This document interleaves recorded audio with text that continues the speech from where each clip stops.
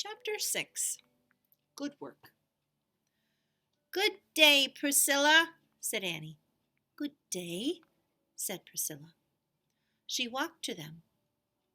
"Did thou fill a basket with eels and clams?" "Not really," said Jack. "The eel didn't want to get caught," said Annie.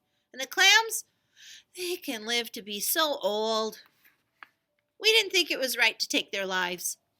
Priscilla laughed. Her sad eyes sparkled. "What strange children," she said. "But you both look cold and wet.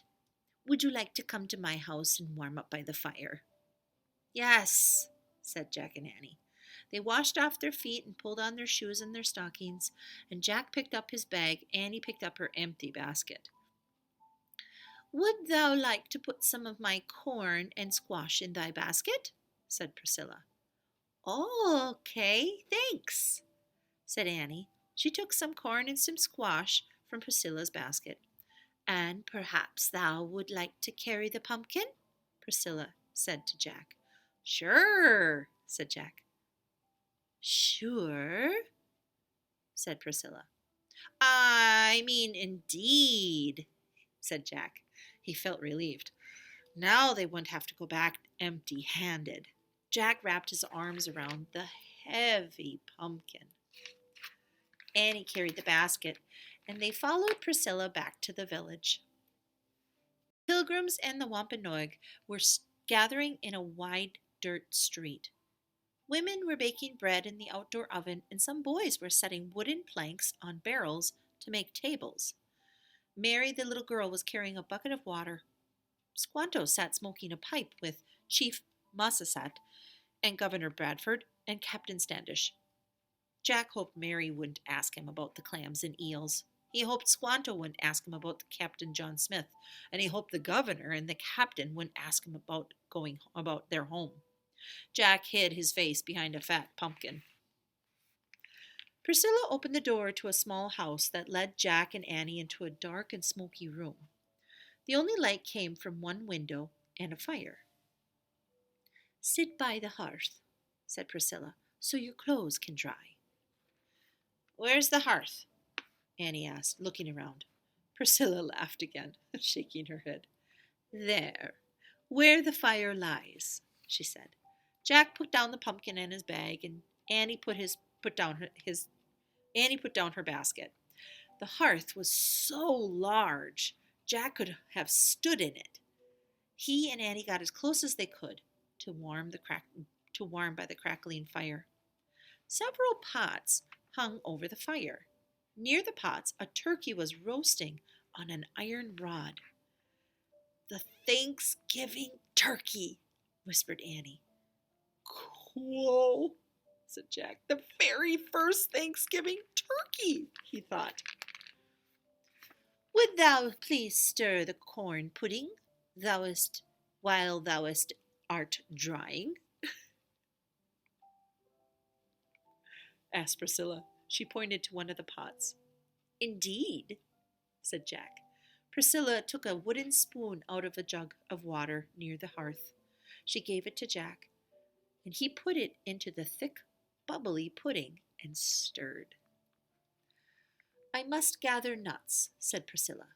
"Whilst I'm gone, move the roots close to the ashes and stir the herbs into the seafood chowder." "Indeed," said Annie. After Priscilla left, Annie looked at Jack. "What are roots and herbs?" she asked. "Look in the book," said Jack. Annie took the research book from Jack's bag. She looked up roots and read out loud. "The Pilgrims called certain vegetables roots. These vegetables, such as carrots and turnips, grow under the ground." "Ah," said Jack, and he picked up some carrots and turnips near the hearth and moved them closer to the hot ashes. Next, Annie looked up herbs. She read out loud. "The Pilgrims called leafy vegetables that grow above the ground herbs. They made salads with herbs.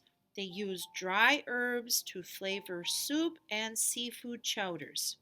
Jack saw some of the dried plants hanging from the rafters. Those must be herbs, he said.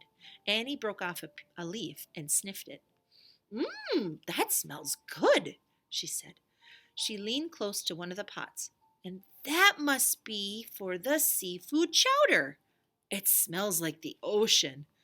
She crumbled the leaf into the chowder, and it took another spoon from the jug of water. She and Jack both stirred the pots. Good work, Priscilla said as she stepped back into the room. Jack smiled. The fire made him hot and sweaty, and the smoke burned his eyes, but he didn't mind. Finally, he felt useful. Priscilla put some walnuts close to the fire. Squanto taught us which nuts are good to eat, she said. Squanto taught thee a lot, said Annie.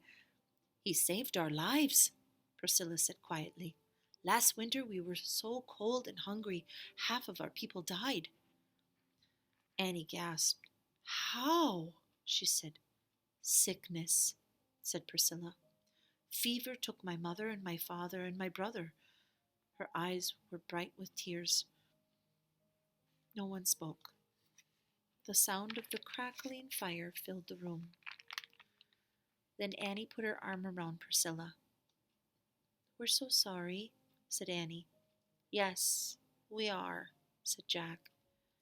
Thank you, Priscilla said with a sad smile.